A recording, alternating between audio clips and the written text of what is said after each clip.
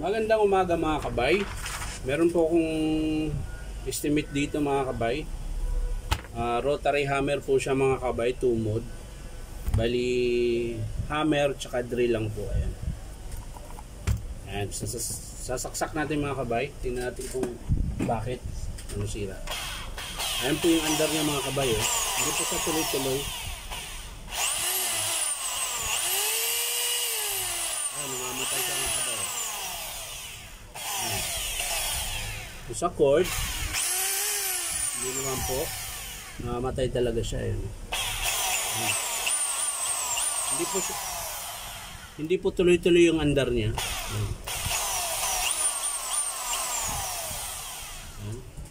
So titingnan natin mga kabay kung anong dahilan. Bubuksan natin.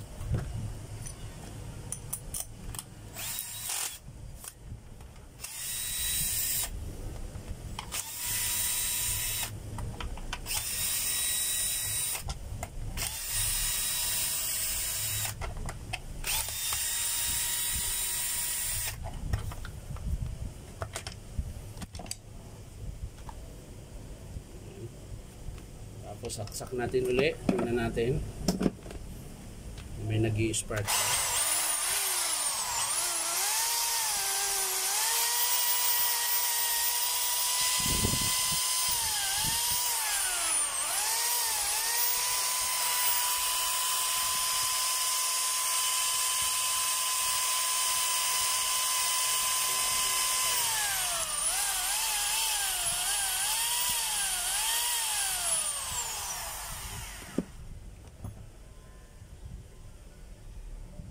So, titisterin natin ito mga kabay kung may putol ba yung wire. Dito sa cord niya muna, mga kabay, cord muna. Ayan.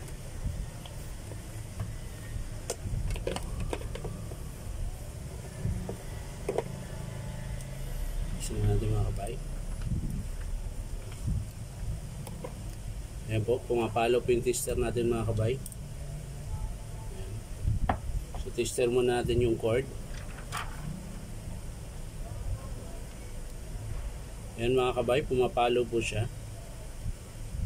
So hindi siya kabila. Ganun din po sa kabila mga kabay. Ayan. Ayan.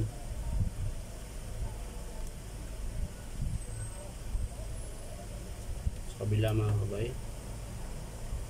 Ayan, gumagana po. So, tester natin yung switch mga kabay. Pag nag-tester kayo ng switch mga kabay, dito na ilagay yung dalawa. Ayan.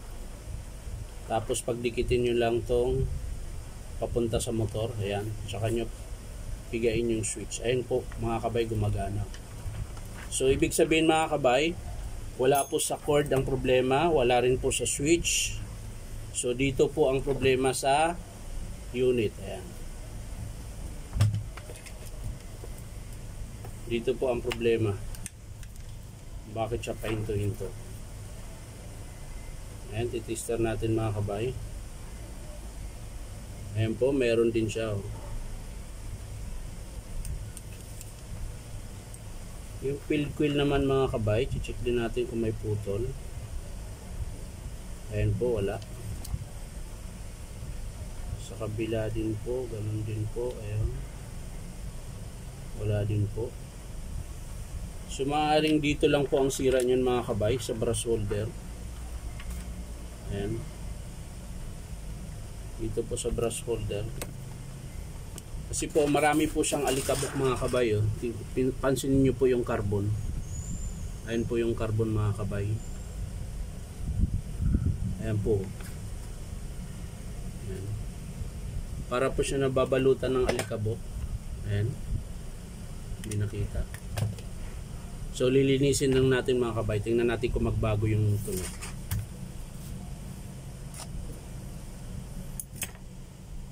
Kakalasin lang natin yung brass holder. Ayan. Tingnan natin.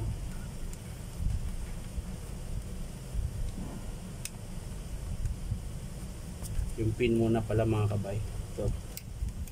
Hindi nyo mahuhugot yung brass holder pag hindi nyo tinanggal yan.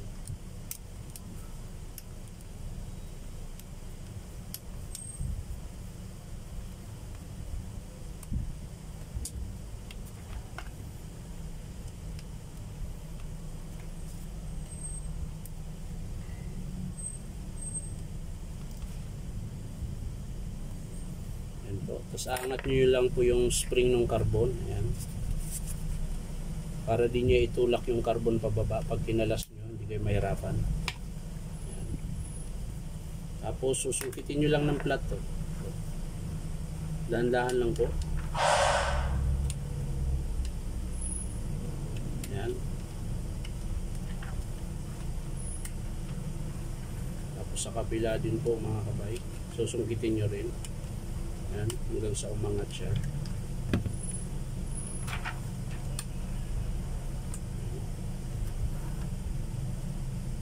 Tapos yung carbon, susungkitin nyo rin palabas. Ayan. Kasi sumasabit po yan mga kabay.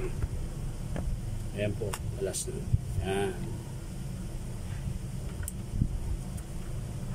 Ayan po, ang dami pong alikabok sa carbon. Ayan. Pero naglalaro naman siya mga kabay. Ayan. Yung spring niya. Ayan.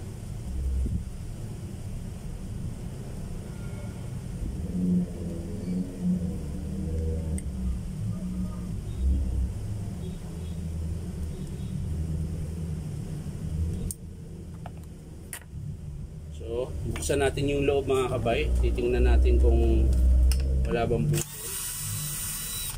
Bakit siya painto-into?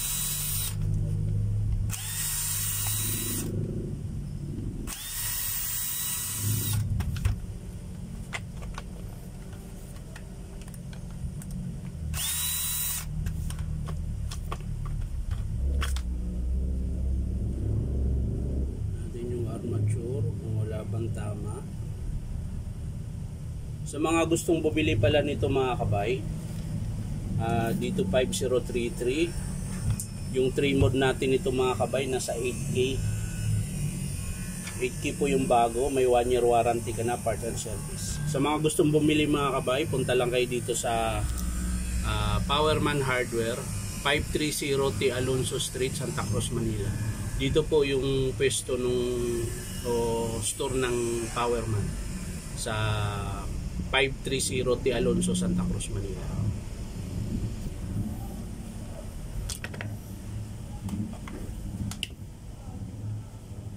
Ito po. May alog na rin po yung brass solder niya. Kaya kailangan natin sapinan to. Ayan po, ang lambot. Dapat di siya nakakalas ng ganun kabilis. Ayan. Check natin ulit yung terminal. Kung hindi pa siya mabubunot. Ayan. Hindi naman po. Ayun, okay naman. Ayan. So, gagawin natin mga kabay. Lalagyan natin to ng piece paper para maganda yung tunog. Ito mga kabay yung ginagamit ko. Ito po yung piece paper. Yun po yung nilalagay dito. Yan, iikot mo lang siya, didikit mo siya para hindi na siya alog. Tapos mamaitiban mo lang siya mga kabay. Wala pala dito.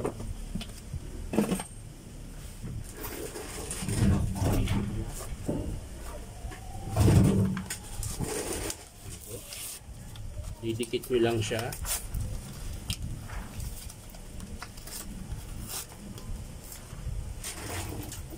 Ayan.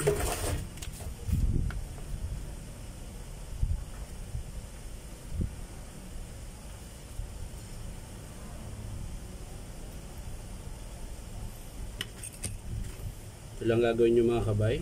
Lagyan nyo lang ng pandikit. Kahit anong pandikit mga kabay, pwede naman eh. Yan. Tapos iikot nyo lang. Ganyan lang.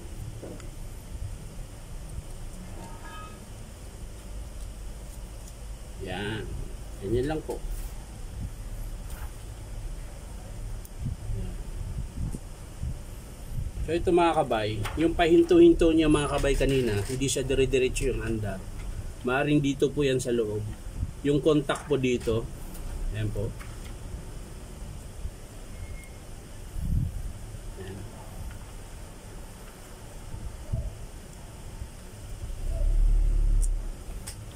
Yung contact po dito sa brass holder, baka pudpud na po, kaya siya hindi tuloy-tuloy. Ngayon, lilinisin ko muna siya mga kabay, tapos papaanda rin natin uli. Kung gagana siya doon mga kabay, dito lang yon sa brass holder, yung kabitan ng carbon brush. Puro na po kasi alikabok ko. So lilinisan mo lang ito mga kabay. Hanap ka lang ng panglinis.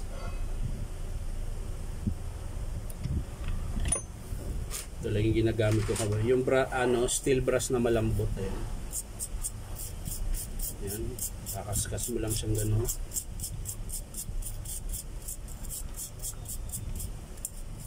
Ayan.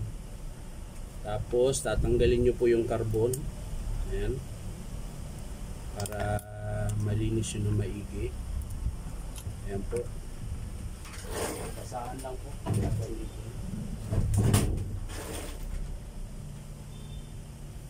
Ayan. Ayan mga kabay, malinis na po yung carbon. Ganon din po sa kabila mga kabay. Lilinisin nyo rin. Kakalasin nyo rin po. Ayan.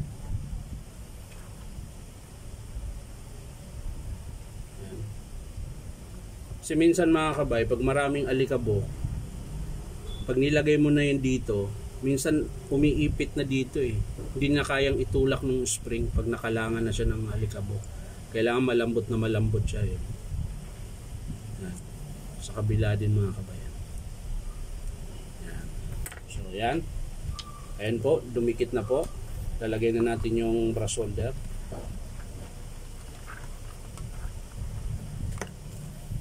Brush holder fill quill pala mga kabayan. Lalagay na natin. Ayan. Pupukin natin patras mga kabay. Ayan. Yun. Pasok na. Tignan nyo mga kabay. Hindi na siya nalalaglag. Kasi fit na siya. Sakto na siya. Tapos kakabit natin yung armature ulit. Ang armature check natin maigi. Minsan kasi may putol yan eh. Kaya siya pahinto-hinto. O kaya sa bar. Ayan. So wala naman mga kabay. So kakabit natin. Yung baffle, huwag kalimutan.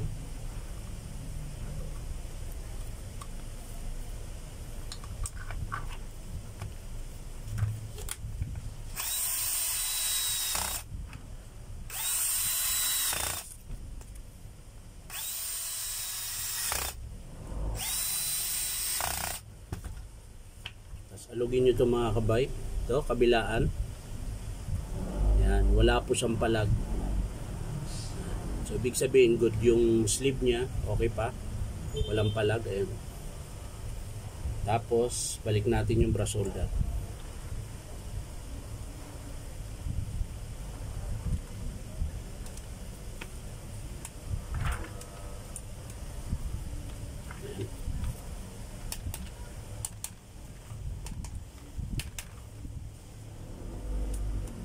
Kabit natin yung screw mga kabay. Ito. Screw ng brush holder. Doble po yan mga kabay. Nilalak nyo po yung field coil tsaka brush holder. Kaya wag nyo rin po itong kalimutan na ibalik pag kinabit nyo.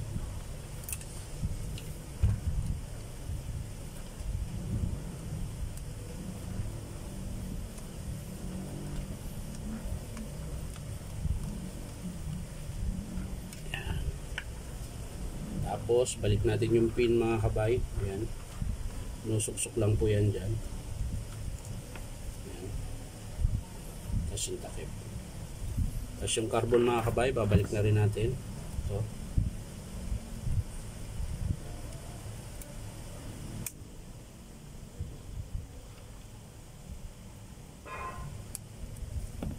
Ayan.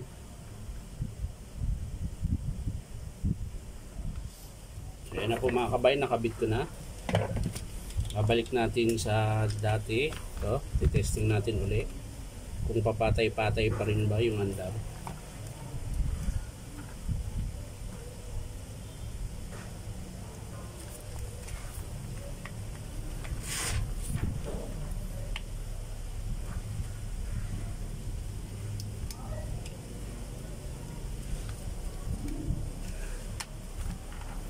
Sasaksak natin mga kabay. Ayan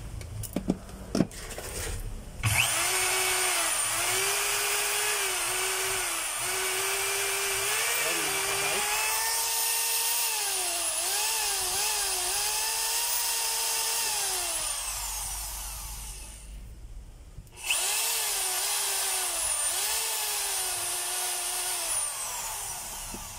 So ganun pa rin mga kabay.